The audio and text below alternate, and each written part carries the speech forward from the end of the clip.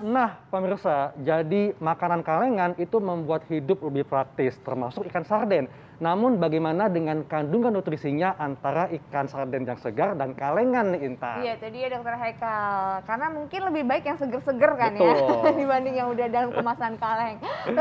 Dokter Feni maksudnya. Dokter Feni, ini tadi ada yang belum terjawab dokter. Katanya mengkonsumsi ikan sarden ini dapat mencegah atau membantu mengobati peradangan. Ini fakta atau mitos? Nah, ini fakta. Fakta? Intan. Iya, karena berkaitan tadi, si omega 3 ini kan banyak banget manfaatnya ya. Salah satunya dia sifatnya antiinflamasi. Jadi dia bisa membantu untuk menurunkan peradangan gitu. Tapi dok, kalau misalnya kita kayak mau kayak menurunkan peradangan gitu, itu konsumsinya ada konsumsi khusus ataukah kayak makan kayak biasanya? Apakah harus yang segar kah atau boleh kalengan? Nah, sebenarnya yang bagus yang segar ya. Tapi kalau dari bahan makanan memang membantu ya Intan. Tapi kalau misalnya memang kita sudah ada terjadi inflamasi, memang harus dibantu dengan obat-obatan mungkin ya. Jadi memang direkomendasikan untuk mengkonsumsi ikan minimal 2 hingga 3 sajian per minggunya, itu minimal. Ya, mau lebih boleh. Jadi menurut saya mungkin dalam satu hari mungkin masukkan ikan dalam menu makan 1 kali sehari gitu. Akan lebih sehat. Iya. Dan tentunya ikan yang mengandung omega 3 tidak hanya sarden, Dok ya. Iya, Ada betul salmon sekali. juga. Betul. Jadi segala macam ikan sebenarnya tinggi akan omega 3. Ikan laut, Dok ya. Iya, jadi banyak banget orang yang menganggap omega 3 ini hanya ada di ikan salmon gitu ya. Padahal ikan salmon mungkin harganya cukup mahal. Jadi banyak ikan-ikan lain pun dia tinggi akan omega 3. Iya, Ya. dokter. Nah, Dok, tadi kan ikan sarden bisa menurunkan kolesterol. Nah, bagaimana dengan tekanan darah tinggi? Katanya kalau rutin konsumsi ikan sarden bisa menurunkan tekanan darah tinggi. Ini fakta atau mitos, Dok? Ini fakta dok. Kenapa? Karena berkaitan dengan kandungan kalium di dalamnya. Jadi memang si ikan sarden ini kandungan kaliumnya cukup tinggi. Jadi per 100 gram kurang lebih mengandung 340 mg kalium. Nah, seperti kita tahu bahwa kalium ini dia sifatnya untuk relaksasi atau melebarkan dari pembuluh darah gitu. Jadi membantu untuk menurunkan tekanan darah. Selain itu, si omega 3 balik lagi si omega 3 ya pada ikan sarden, dia membantu untuk elastisitas dari pembuluh darah kita gitu. Jadi memang sangat baik sih untuk kesehatan jantung kita. Iya. Dok, ini kayaknya masyarakat penasaran, Dok ya. Kalau kita mengkonsumsi ikan sarden yang kalengan, ini kan sudah ada bumbunya. Ya. Nah, ini baiknya apakah boleh dimakan langsung kah atau tetap harus diolah dulu, Dok? Ya, jadi sebenarnya kalau ikan sarden seperti ini, dia kan sudah melalui proses pengalengan ya. Iya. Jadi memang prosesnya itu sudah pemanasan suhu tinggi, di mana tujuan pengalengan ini kan sebenarnya supaya ikan tersebut awet, bisa dikonsumsi dalam jangka panjang, kemudian bakteri-bakteri di dalamnya juga mati gitu. Nah, kemudian dia mengalami proses sterilisasi gitu. Tapi kalau saya sih, kalau makan ikan sarden yang kalengan, saya biasanya saya masak lagi. Biar aman ya. Nah, tapi ya perhatikan juga cara pengolahannya. Karena kalau pemanasan suhu terlalu tinggi, mungkin dengan kita biasa kalau ngolah ikan, mungkin suhunya tinggi atau dengan cara digoreng, mungkin ya ikan segar, itu biasanya kandungan zat gizi terutama vitamin larut airnya tadi bisa berkurang. Kan sayang ya. Jadi memang pengolahan pilih yang lebih sehat agar manfaatnya lebih maksimal, mungkin bisa dipepes atau dibakar, dipanggang atau dibikin sop atau ditumis gitu.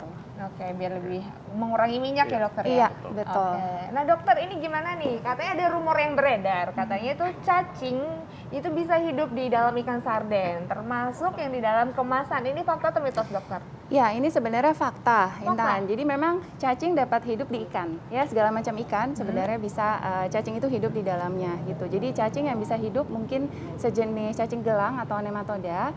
Mungkin waktu itu pernah ada kasus cacing anisakis namanya, ya dia pada yang kemasan. Tapi sebenarnya dengan proses pengolahan dan pemanasan yang benar, seharusnya si cacing ini akan mati. Jadi seringnya itu ditemukan pada ikan yang memang masih mentah atau kurang matang gitu. Jadi untuk yang si kemasan, ikan dalam kemasan kan sudah mengalami pemanasan, suhunya juga cukup tinggi, kemudian sterilisasi untuk pengalengan dari kemasan si kaleng tersebut. Jadi harusnya cacingnya sudah mati. Jadi sebenarnya tidak perlu khawatir. Jadi kalau untuk mau aman lagi, ya yang kemasan juga mungkin setelahnya seperti saya dimasak dulu, ya, diolah terlebih dahulu. Betul. Nah, Dok, ini kan kalau yang ikan kalengan ya, ini kan gampang banget dia karena dia mengandung pengawet, Dok ya. Ada pengawetnya, ada garamnya dan gampang ditemukan di mana saja. Nah, apakah dengan pengawet ini itu bisa berbahaya buat jantung, buat pembuluh darah, atau mungkin bisa karena dia ada tinggi natrium bisa meningkatkan hipertensi atau kanker, Dok?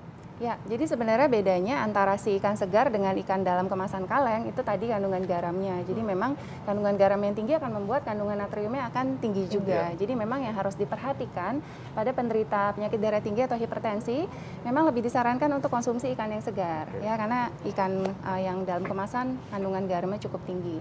Kemudian kalau bahan pengawet, jadi sebenarnya kalau yang kemasan seperti ini, kalau sudah melewati BPOM ya dok, jadi seharusnya pengawet yang dikonsumsi itu cukup aman, asalkan tidak terlalu dikonsumsi berlebihan, karena memang kalau berlebihan ya pasti akan menimbulkan gejala ya. Paling sering mungkin ada mual, muntah, sesak gitu. Oke, nah dokter, ini kalau kita bandingkan dokter, kandungan gizi perbandingannya antara yang segar dengan yang kaleng itu gimana dokter? Kandungan gizi, jadi sebenarnya kalau kandungan gizi tentu saja paling lebih sehat yang ikan segar ya, kan? Tapi ikan segar akan menjadi tidak sehat kalau kita mengolahnya salah gitu. Jadi memang pengolahan yang tadi dikatakan sudah pasti tidak boleh memilih yang goreng. Jadi pilih pengolahan yang jauh lebih sehat. Nah, Intan sukanya diapain tuh ikan? Biasanya ikan goreng. Nah, itu nggak sehat ya. Itu tidak sehat. Dipanggang tapi dibakar ya dokter ya, dibakar tuh enak. Iya. Oh, kalau di air fryer boleh dokter? Air fryer boleh. Intan. Tapi misal itu panas banget nggak apa-apa? Kita kangen-kangen yang goreng, mungkin kita bisa atur untuk suhunya ya, untuk menggorengnya. Jadi kalau kangen, kadang kita kangen sama gorengan ya. Jadi sekarang dengan air fryer lumayan membantulah mengobati kekangenan daripada kita makan gorengan. Dok, tips dok untuk masyarakat ini supaya masyarakat yang suka mengkonsumsi sarden baik yang segar maupun kalengan tetap bisa mendapatkan manfaat gizinya dan tentunya terhindar dari hal-hal yang tidak diinginkan. Silakan. Oke. Jadi memang mengkonsumsi ikan ini sangat baik untuk kesehatan tubuh kita karena berbagai kandungan zat gizi di dalamnya. Jadi ikan ini sumber protein, kemudian sumber lemak yang sehat, salah satunya omega 3, kemudian mengandung berbagai vitamin dan mineral di dalamnya. Jadi ada vitamin A, vitamin B, vitamin D, kemudian mineralnya ada kalsium, fosfor, ada seng, selenium, zat besi, magnesium, tembaga, itu banyak banget. Sehingga sangat baik untuk kesehatan tubuh. Disarankan untuk konsumsi ikan tadi 2 hingga 3 sajian per minggunya. Perhatikan juga proses pengolahannya, harus pilih yang sehat. Dan satu lagi jadi catatan, mungkin untuk ikan sarden ini dia ternyata mengandung tinggi akan purin. Apa namanya intan purin. Jadi harus hati-hati mungkin konsumsinya bagi yang menderita asam urat tinggi gitu. Jadi mungkin bisa memilih jenis ikan yang lain banyak banget ya dok. Setuju, gitu dok. yang mungkin rendah akan purin. Jadi intinya jangan lupa untuk makan ikan. Kalau nggak makan ikan, akan ditenggelamkan. Kata Bu Susi ya. Terima kasih dokter. Nah, dokter Haikal, kebetulan hari ini adalah Hari Donor Darah Dunia. Dan kita akan membahas nih dokter Haikal. Nanti ternyata donor darah itu banyak sekali manfaatnya dokter. Dan orang-orang apa saja yang boleh dan tidak boleh untuk mendonorkan darah dokter Haikal. Penasaran? Nah, kita akan bahas sesaat lagi, tetap di Hidup Sehat.